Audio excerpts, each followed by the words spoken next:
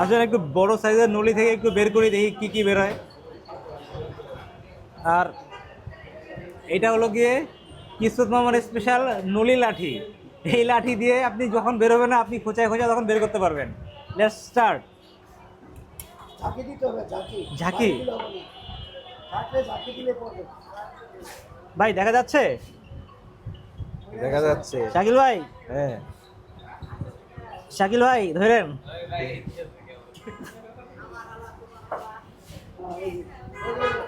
বিসমিল্লাহ। এটা রাখেন, পেলেটে লাগে এমনি দেন, এমনি। এবার দিব। হ্যাঁ, হ্যাঁ। রাইট। হ্যাঁ।